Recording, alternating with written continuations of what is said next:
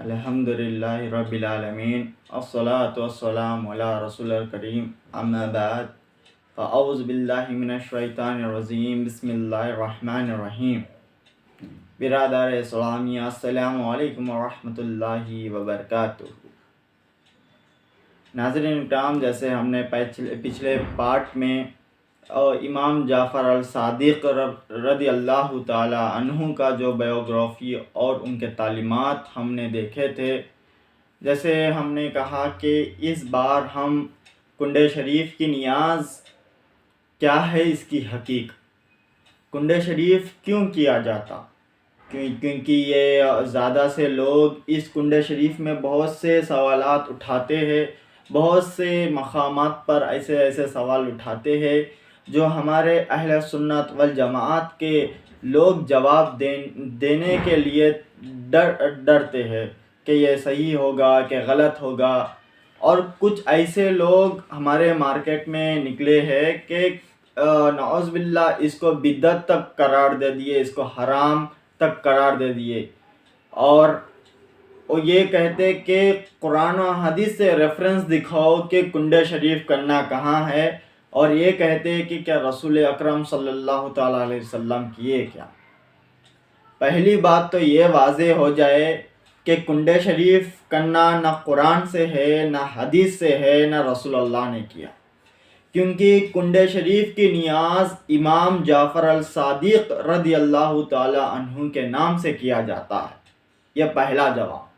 دوسرا جواب یہ ہے کہ کنڈے شریف میں کیا کیا جاتا، آخر کیوں کرتے ہیں یہ کنڈے شریف؟ اس لیے تاکہ اس کا ثواب کے صدقے ہماری بھی بخشش ہو۔ کیا یہ کنڈے شریف کرنا جائز ہے یا ناجائز ہے؟ تو علماء لکھتے ہیں یہ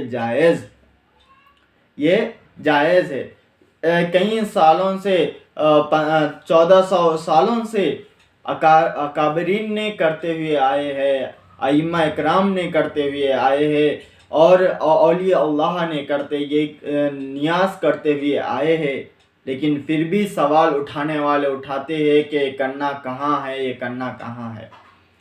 تو پہلے ہمارے موضوع کے طرف بڑھتے ہوئے پہلے سوال یہ ہے کہ کنڈے شریف 22 رجب المرجب کو کیوں کرتے ہیں؟ یہ پہلا سوال۔ تو اس کا جواب یہ ہے کہ 22 رجب المرجب کو امام الجعفر الصادق کو غوثیت کا مقام عطا ہوا ہے۔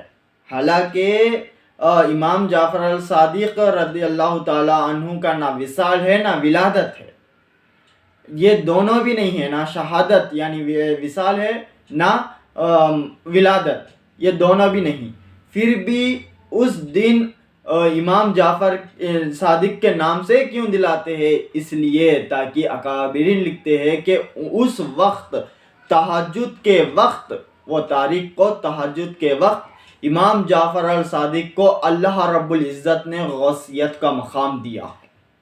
یہ غوثیت کیا ہے؟ یہ غوثیت ایک ایسی ہے جہاں سے ولایت بڑھتی ہے۔ جب تک غوثیت سے کوئی اس راستے سے جا نہ لے تب تک ولی نہیں بنتا، وہاں سے اجازت نہ آئے جب تک ولایت کا مقام اس کو نہیں ملتا۔ جب حضور اقدس صلی اللہ تعالی علیہ وآلہ وسلم نے غدیر میں مولا علی کا ہاتھ پکڑ کر جب کہا کہ من کنتو مولا ہو فہذا علی المولا، میں جس کا مولا علی اس کا مولا، تب اللہ تبارک و تعالیٰ نے ایک ایسا مقام پر مولا علی کو فائز کیا جس کا نام ہے غوثیت۔ اور وہ غوثیت کا مقام جب مولا علی کو حاصل ہوا، جب مولا علی سے لے کر جب مولا علی کی شہادت ہوئی، ان کے بعد امام حسن کو وہ غوثیت کا مقام ملا، پھر امام حسن کے شہادت کے بعد امام حسین کو وہ غوثیت کا مقام ملا، پھر امام حسین کے بعد زین العابدین کو وہ غوثیت کا مقام ملا، پھر زین العابدین کے بعد امام باقی کو وہ غوثیت کا مقام ملا، یہ امام محمد باقی کے بعد امام محمد باقی کے شہادت کے بعد وہ مقام ملا ہے تو امام جعفر الصادق کو ملا ہے۔ یہ غوثیت کا سلسلہ، اس طرح غوثیت کا سلسلہ آ کر آخر کا غوثیت کا سلسلہ رک گیا تو حضور غوث الورا غوث الاعظم پر رک گیا۔ تا قیامت تک امام مہندی تک غوثیت کا تاج غوث اعظم کے سر پر ہی سجا رہے گا۔ جب امام مہندی آئیں گے تو اللہ تبارک و تعالیٰ وہ غوثیت کا مقام کا تاج امام مہندی کو عطا کرتے ہیں۔ آج بھی جتنے بھی ولی گزرے یا گزرنے والے ہیں، یہ سارے کا سارا ولایت جہاں سے حاصل ہوتا ہے اس در کا نام ہی غوث الورا ہے، اس در کا نام ہی بغداد شریف ہے۔ تو بہرحال جب 22 کی صبح یعنی کہ کہا جائے تو 21 کی رات اور 22 کی صبح کو تہجد کے وقت جب امام جعفر الصادق تہجد کی نماز کے لیے اٹھے تو اللہ تبارک و تعالیٰ نے ان کو یہ مقام عطا کیا ہے، یہ غوثیت کا مقام عطا کیا ہے۔ اور یہ غوثیت کا مقام عطا ہونے کے بعد یہ امام جعفر الصادق رحمۃ اللہ علیہ جب فجر کی نماز کے بعد سارے احباب کو بلائے، سارے لوگوں کو بلائے اور دوستوں کو بلا کر امام جعفر الصادق نے ایک نیاز کی، اپنے گھر والوں کو بولا کہ نیاز پکایا کرو، کہ نیاز پکاؤ۔ تب ان کے گھر والوں نے چاول اور دودھ سے بنا ہوا ایک نیاز پکائے، اس کو ہی ہم کھیر کہتے ہیں۔ اور وہ نیاز جب کے زمانے میں کوئی برتن نہیں رہتے تھے تو تب مٹی کے کٹورے میں اس نیاز کو ڈالا جاتا ہے اور اس کے اوپر فاتحہ دلائی جاتی ہے۔ تب یہ نیاز بنا کر مٹی کے برتن میں جب امام جعفر الصادق نے رکھا اور سارے احباب کو کھلائے اور سارے فقیروں کو کھلائے، سارے رشتہ داروں کو کھلائے، سارے دوستوں کو کھلائے، اور دب سے نیاز پکنا اسی تاریخ کو اور اسی تاریخ کو فاتحہ دینا بھی ہوتے رہا۔ یہ صرف امام جعفر الصادق کے ہی زمانے میں نہیں بلکہ ان کے بعد بھی یہ انشاءاللہ تا قیامت تک ہوتا ہی رہے گا۔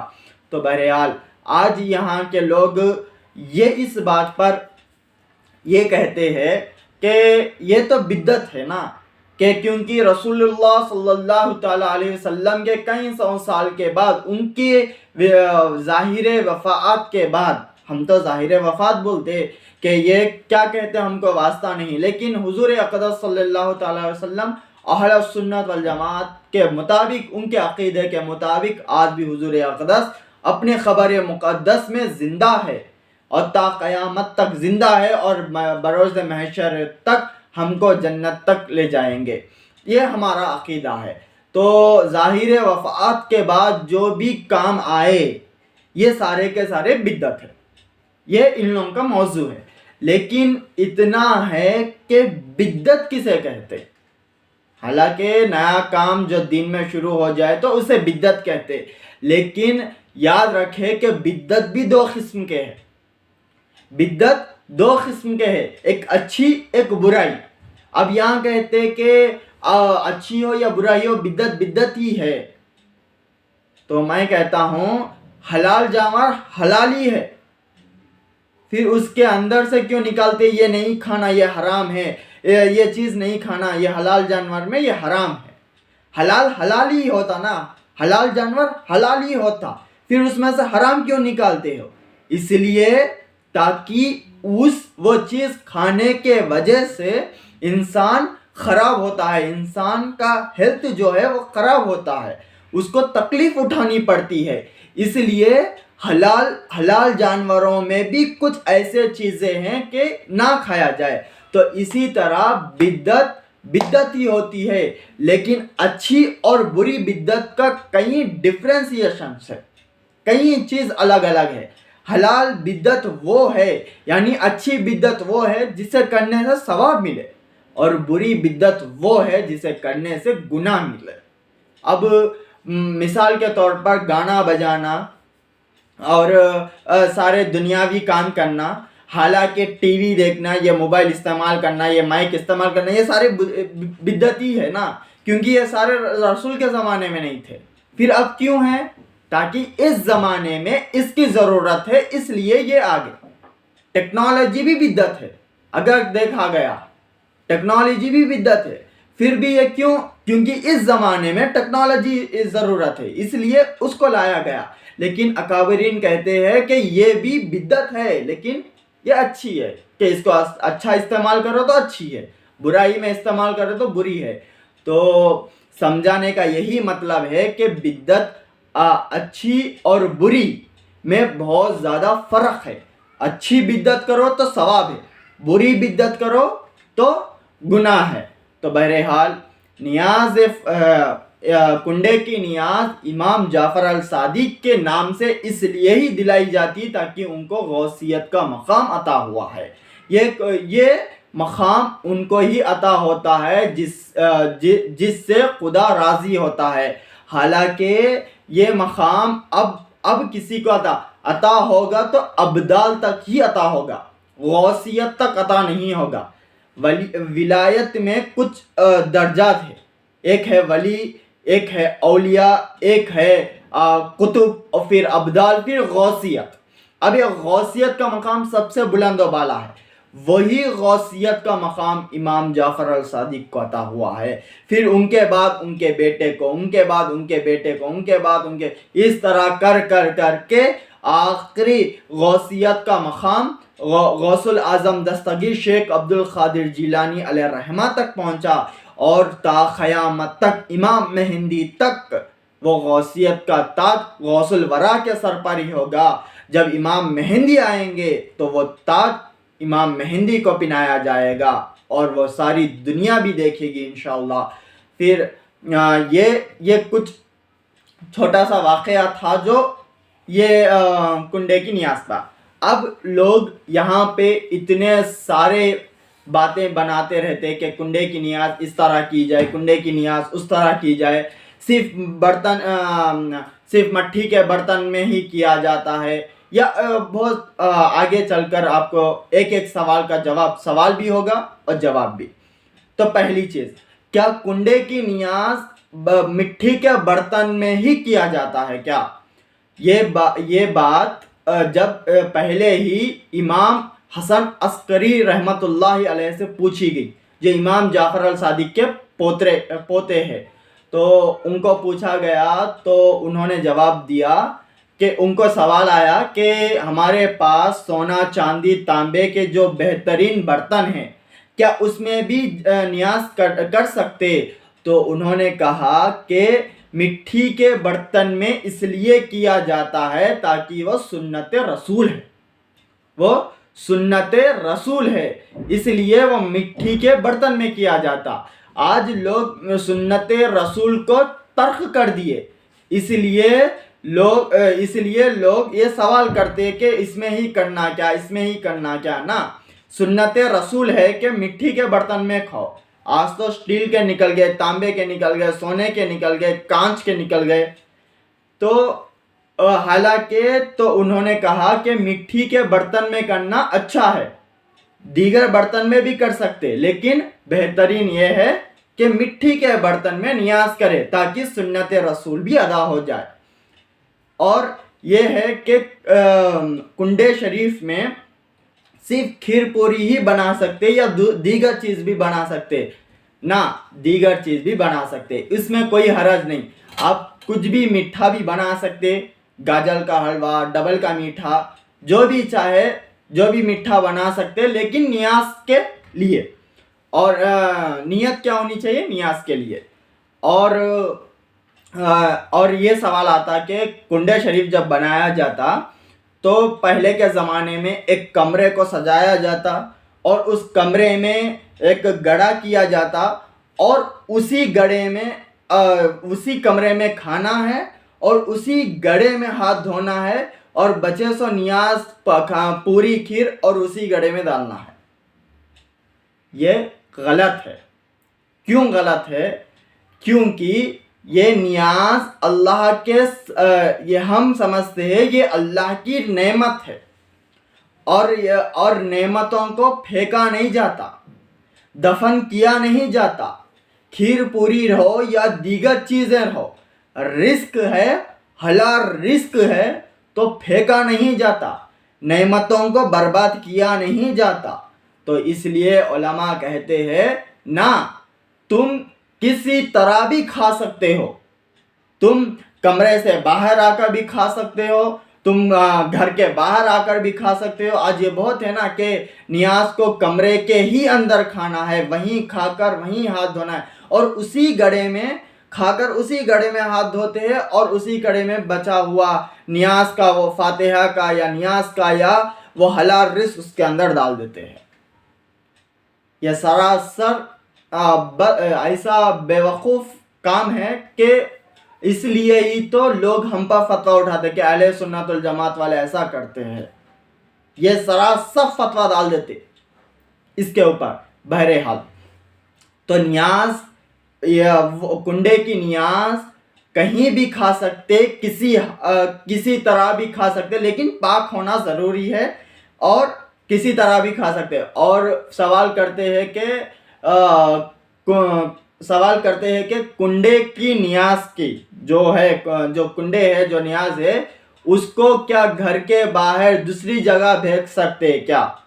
اب جیسے حیدرآباد میں ہے، حیدرآباد سے دیگر شہروں کو بھیج سکتے کیا؟ جی ہاں، بالکل بھیج سکتے ہیں، اس میں کوئی حرج نہیں۔ ایون میں کہتا ہوں حیدرآباد میں کنڈے کی نیاز کرو اور سعودی کے کنگ کو بھیجو، بہتر کام ہے، بہتر کام ہے۔ حیدرآباد میں بیٹھو، زبردست بناؤ اور سعودی کے کنگ کو بھیج دو، کھائیے کنڈے کی نیاز، اس میں بھی کوئی حرج نہیں، کدھر بھی بھیج سکتے، کدھر بھی کھا سکتے، بس اتنا ہے کہ پاک ہونا ضروری ہے، کیونکہ حضور اقدس صلی اللہ تعالی علیہ وسلم نے فرمایا کہ پاک کی آدھا ایمان ہے، پاکی کیا ہے؟ آدھا ایمان ہے۔ اب پاک نہ ہے تو تم کچھ بھی کرو وہ بیکار ہی ہے، تو بس شرط اتنی ہے کہ پاک ہونا ضروری ہے۔ اور پھر کہتے ہیں کہ کنڈے کی نیاز کس طرح دلائی جاتی ہے، فاتحہ کس طرح دلایا جاتا ہے، جیسا عام فاتحہ دلاتے ہیں، جیسا دیگر رو میں فاتحہ دلاتے ہیں، چاہے 11ویں شریف ہو، 6ٹھی شریف ہو، ربیع الاول 12ویں شریف ہو، یا محرم الحرم کے 10ویں تاریخ ہو، یا دیگر اولیاء کاملین کی فاتحہ ہو، یا اپنے گھر کی برکت کی فاتحہ، کون سی بھی فاتحہ دلاؤ، طریقہ تو ایک ہی ہے۔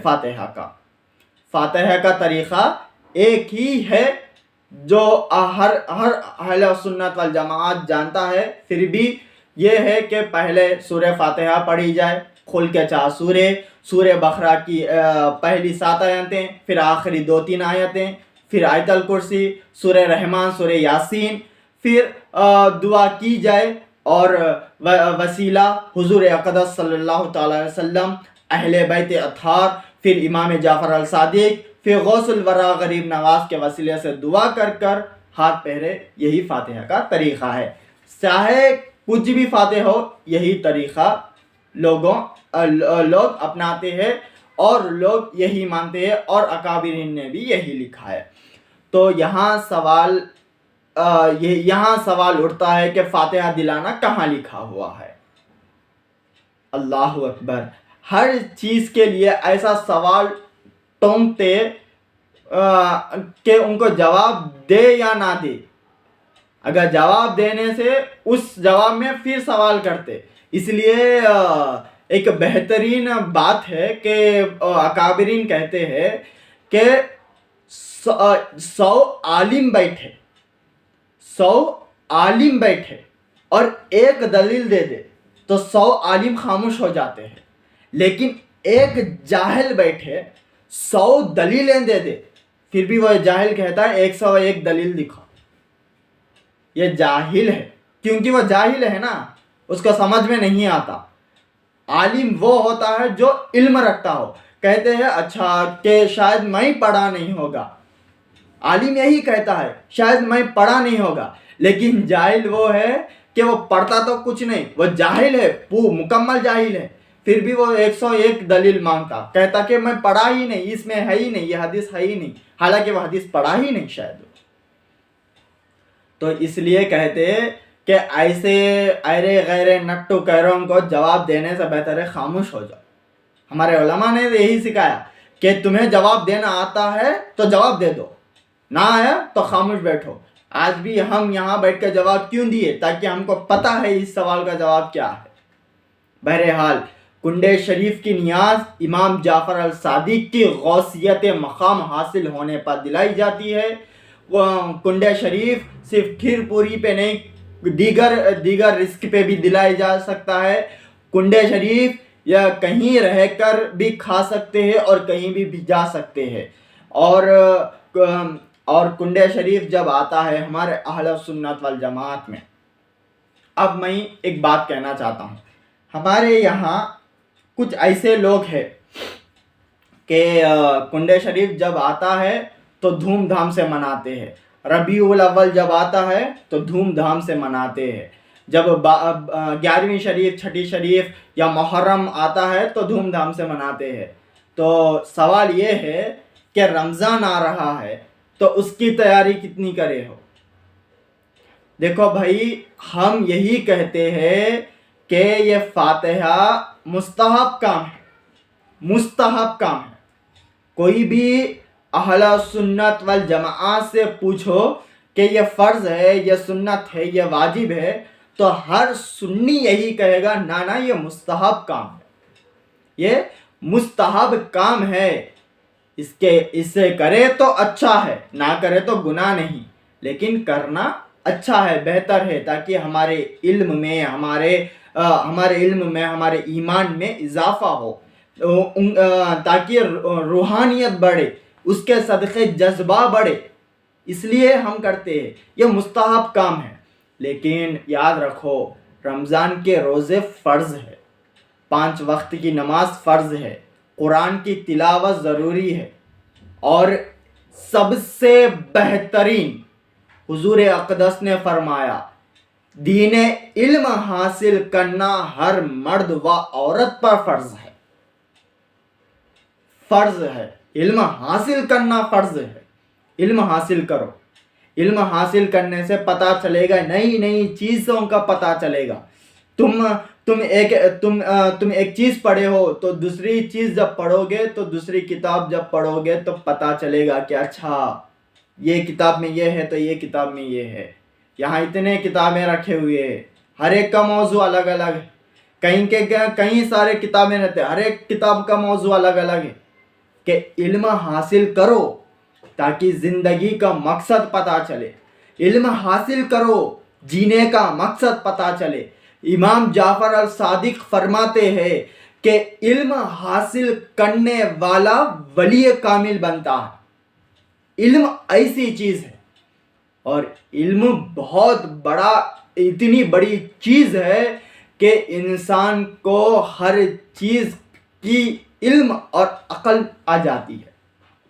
علم حاصل کرنے سے عقل بھی بڑھتی ہے, ذہن بڑھتا ہے, اور دل ہمیشہ زندہ ہوتا ہے, مردہ نہیں. انشاءاللہ بارک و تعالی ہم رمضان مبارک کے مہینے میں اس کا سارا تذکرہ انشاءاللہ ہم آپ کو واٹس ایپ کے ذریعے یا انسٹاگرام کے ذریعے دیں گے. بہرحال یہ کنڈے کی نیاز بدعت, حرام, شرک نہیں, یہ مستحب عمل ہے. اسے کیجئے اور علم میں اضافہ کیجئے اور اپنے ایمان میں اضافہ کیجئے. اور کچھ دیگر سوالات اگر آپ کے ذہن میں ہوں تو میں بہتر کام یہ کہتا ہوں کہ اپنے علماء کو پوچھئے, اپنے علماء کو جا کر پوچھئے. ایسے ویسے نٹو کہہ رہے علماء کو نہیں, اہل سنت والجماعت کے علماء کو پوچھ کر دیکھو ایک بار, وہ بتا دیں گے کہ کیا سچ ہے, کیا غلط ہے, کیا حق ہے, کیا باطل ہے. تو انشاءاللہ بارک و تعالی اللہ تبارک و تعالی سے دعا کرے کہ یہ کنڈے کی نیاز تا قیامت تک اللہ سلامت رکھے اور ہم سنیوں کو یہ عطا ہوتا ہی رہے.